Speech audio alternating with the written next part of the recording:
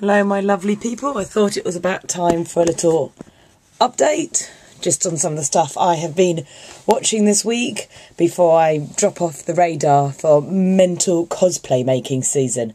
The 1st of March is Minami-con and I've got cosplays and outfits to design and make, so I tend to get a little off the radar really. I tend to drop off and spend a vast amount of time drawing and sewing and generally ignoring the world, spending my evenings crouched over a piece of material. But while I'm doing that, I have been watching some great shows. I started a show called 666 Park Avenue. I've got 4 episodes in. Not quite the hardcore horror that I love. Like last year I watched American Horror Story. Now I don't scare easy. I'm a connoisseur of Asian horror films.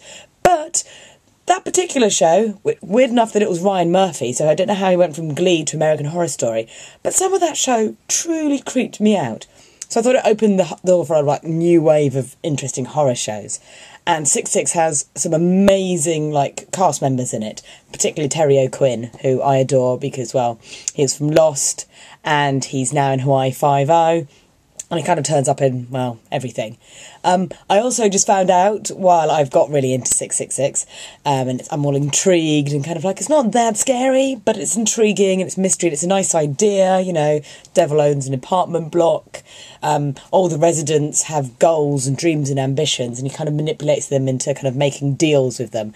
And obviously, if you make a deal with the devil, it basically all goes wrong until you eventually die so he can have your soul. But there's obviously a creepy dead kid wandering around telling the new residents, don't listen to him, don't let him free. A briefcase that, has handprints, so clearly something's inside it. Doors that bleed. Kind of slightly Shining-esque, but a little more obvious. But alas, apparently it got cancelled after 9 episodes. So now that I've got really into it, I know that I'm going to have to let it go. Apparently there are another 4 episodes, but they were never aired. So hopefully the network will release them, so at least the show will have an ending, because I'm kind of liking it. I finally finished watching Sanctuary, which was hilarious. Sanctuary it's fun. It's simple and fun. If you don't want to give it much thought, it doesn't need to. I love Tesla the vampire. I love the fact that Dr. Watson was some genius with scaffolding and electronics to kind of keep him working. I love the fact that Henry the werewolf was a tech genius, you know. Jack the Ripper was a teleporting bald dude, and Amanda Tapping was pretty much John Barrowman, you know, immortal, gorgeous scientist saving the world, and apparently having little gay moments every now and again, because one episode she randomly decided to pull a woman, another episode she started singing. So there we go, similarities there.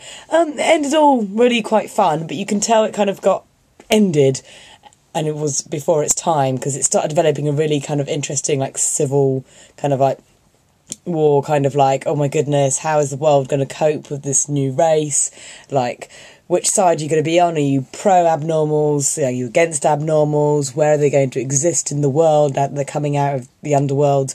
And then it kind of all got resolved in 2 episodes, and you were thinking, wait a minute, what? Prison camps, technology, abnormals, humanity have found out about them. We've saved the day. Now we've got a secret underlayer, which no one ever knew about for 4 years, that even the main character didn't realise that Amanda Tapping was hiding a giant complex underground for abnormals. If you had this magical underground lair complete with waterfall and luxury apartments and a running mega train line, why then were you so worried when another underground city got destroyed and you're oh no, it got rushed at the end? And I was oh, even though it was kind of silly, I kind of would have liked it to have a slightly better ending.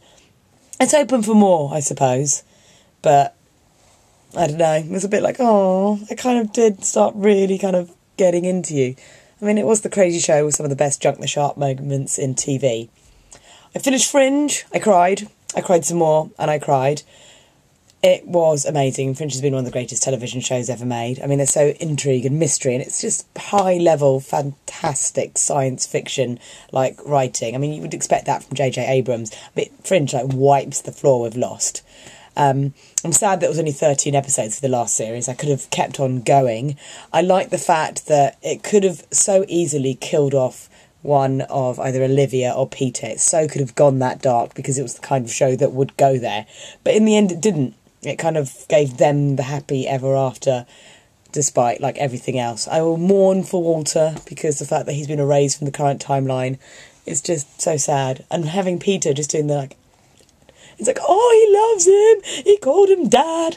It was just a beautiful moment. I mean, there's so much more that I want to rewatch that show for. Because, I mean, anyone who's been watching it, you must have noticed the observers were there in series 1, just in the background, like getting out of lifts every now and again. And I mean, the whole series is linked together from, I mean, they had a plan for the whole 5 series and it followed it perfectly. And it was amazing science fiction. So, sad that that's gone.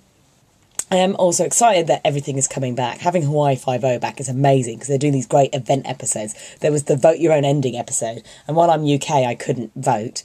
At least the guy I thought was going to be the killer turned out to be the killer. But then they had the great, like, Chin-Ho Kelly in prison episode, and that was amazing. I mean, Chin-Ho Kelly, Daniel Day-Kim looked super hot in his prison scrubs and got to be shirtless in some of it, and also got to kick serious arse. He got to, like, beat up like various like people in the prison when he's fighting to survive. And also Sang-min, I kind of have a soft spot for him, even with his greasy mullet.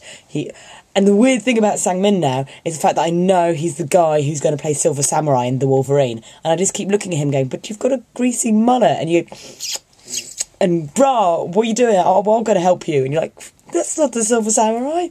How can you turn into the Silver Samurai? You're all scrawny and a little weird Chinese man. But it's going to be him. I kind of think Daniel Day-Kim would make a better Silver Samurai, but we'll see what happens. What else have I been watching? I went to the cinema to see Gangster Squad, which was actually a very entertaining film. I went on that to a date, in fact, where I talked about nothing but movies and showed pictures of me doing costumes. Strangely enough, doesn't put men off. My goodness, who'd have thought all of Gok Wan's advice was actually wrong? I talked nothing about movies, did some cosplay, talked about how much I love martial arts, and I'm so glad that there's more action films coming out. Like, I got particularly excited by the fact that the new Die Hard film is coming out for Valentine's Day. Now, to me, that's the kind of film I want to see on Valentine's.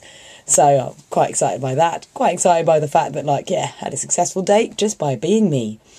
And I was also dressed ridiculously because it was cold, and I was in, like, neon pink arm warmers and a cat hat. Like, completely inappropriate for my age, but I don't care. It was warm, and I looked cool. Well, you could debate that part. Brilliantness. White Collar is back. Absolutely adore White Collar. I've been a big Tim DeKay fan. I love Carnival. I love Jonesy from Carnival. And I love Matt Boomer. And especially now that I've seen Matt Boomer in both Glee, where he played the older brother and he was all singing and all a little bit crazy. And then he was in The New Normal, where he played, like, the ex-boyfriend, and he was all, like, uber gay without his shirt on rollerblades. So I'm going to watch the new White Collar in probably about half an hour or so and be like, you're uber gay on rollerblades. It's going to be interesting seeing him like that. I know Matt Boomer is gay in real life, but in White Collar he's like perfectly like straight, handsome, like main dude, rather than like camp, like ditzy dude that just cares about how many sit-ups he can do. That's the diversity of acting, I suppose. Right, I think that's about it for the moment. Unfortunately, all I have been doing is cosplay making, so not the most exciting update in the world. But hey, at least it's something. I will talk to you all again soon, my dears. Hopefully I'll have done something thoroughly exciting by the weekend to report on. Bye for now.